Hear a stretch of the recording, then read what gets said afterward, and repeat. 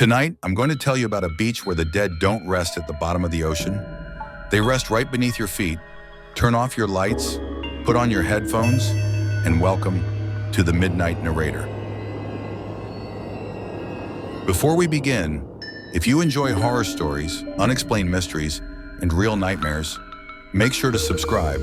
It's free, and it keeps the darkness alive. I grew up near a place called Blackwater Beach. People said the ocean there didn't just take people, it kept them. I never believed it. Until the night my friends, Adam, Zoe, and Rafi, convinced me to camp there. We arrived at sunset, purple sky, silent waves, and a strange coldness pushing up from beneath the sand. Something felt alive under the ground.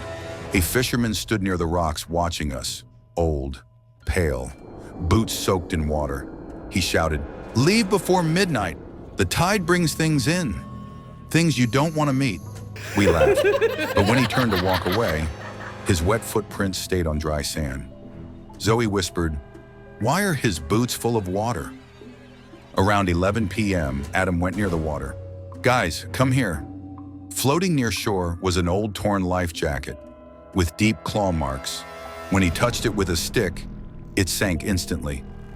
Life jackets don't sink. At midnight, the wind stopped. The waves froze. The world went silent. Rafi suddenly jumped back. "Something moved under me." Then we heard it, whispers, coming from under the sand. Zoe placed her ear close and screamed, "Someone's saying help!" From below, the sand exploded. A pale, waterlogged hand grabbed Zoe's ankle. She screamed. We pulled her back. A face pushed out of the sand. White eyes, swollen skin, seaweed dripping from its mouth. Not drowning, climbing. We dragged Zoe toward the fire. The creature slid back under the sand like something swimming beneath it. We ran to the waterline, where the sand was firm. Zoe's ankle had dark fingerprints spreading upwards. Adam shouted, "Look!"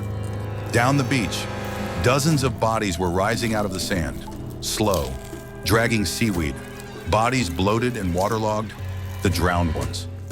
"They're not from the water," Rafi shouted. "They're from the sand." Everything made sense. The sinking life jacket, the whispers, the rising bodies. The beach wasn't a beach, it was a graveyard. We ran toward the boardwalk. We reached the wooden walkway. We thought we escaped, until Zoe stopped. The black marks on her ankle were spreading like veins. She whispered, "Something's still holding me." Behind us, the sand began to rise again, not in small bumps, but as one giant wave. Something huge was under it, moving fast, coming straight for us. Cut to black, to be continued. What came out of the sand that night was only the beginning. If you want to know what followed us and what happened to Zoe, make sure to subscribe. The sand wave crashed beneath the boardwalk. Wood snapped, posts cracked. That thing wasn't swimming anymore. It was charging. A massive shape surged under the sand, dragging drowned bodies with it, like puppets on invisible strings.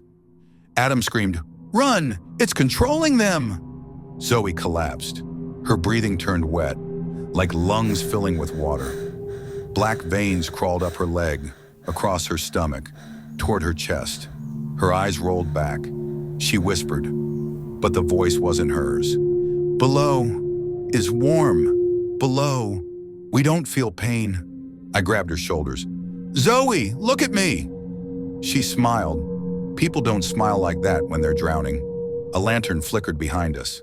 The fisherman, standing on dry sand, still dripping. He spoke calmly. "It's too late." The beach marked her. Rafi yelled, "What is that thing?"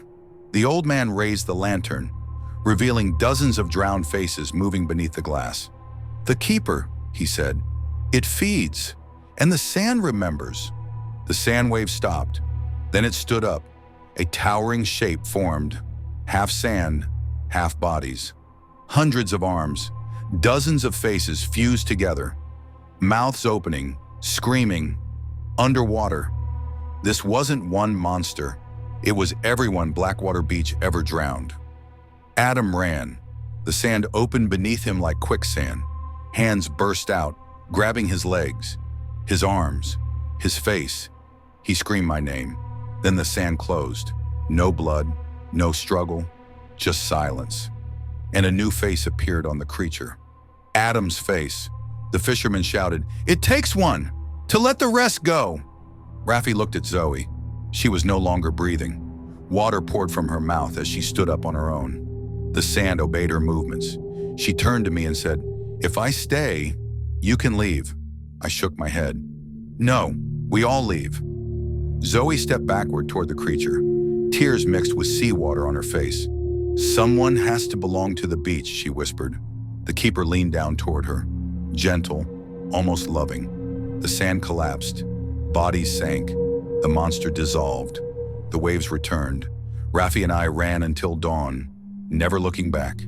Behind us, Blackwater Beach was perfectly smooth again, like nothing ever happened. Months later, it still exists, still waiting, and now it knows my name.